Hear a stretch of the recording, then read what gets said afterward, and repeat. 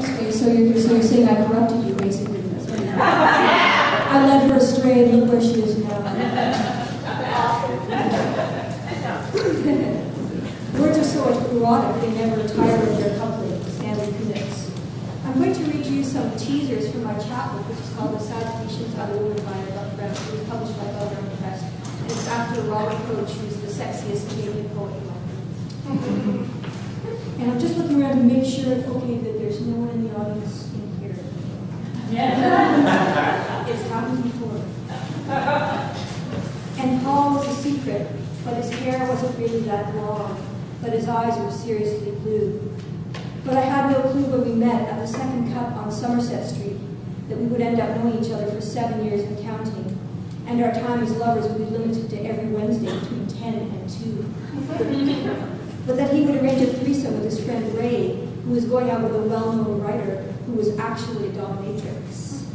And if you see the spikes on our high heels, you already know this.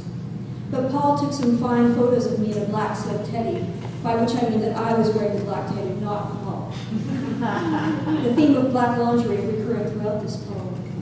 And he insisted we go to the Swingers Club on Kirkwood Avenue. You know the one. It used to be in a warehouse, but moved west to the burbs, and has since been shut down due to zoning infractions. But it was Halloween, and I danced with the guy in the nun's habit, and all the other men in the room. This was when I used to dance. And Paul and I got drunk with the Quebecers, but left without hooking up with any of them. And Paul stayed over till 5 a.m. But I'm all right. Don't feel you should worry. The responsibility is mine. I can take care of myself. And it shouldn't surprise you that there were many men named Paul. But Paul, too, likes to buy me lingerie, preferring black as most men do, even though I look best in red. And it is not true that black is the absence of deceit. But don't beg, I told him. And it only took me 3 months for me to tire of the strap-on and being always on top. But perhaps this isn't the time to mention Brennan and our rather fitting first meeting at the Black Bear on Alderman Bay. And I should have already known about his interest in bears because of the silver polar bear hanging from a chain around his neck.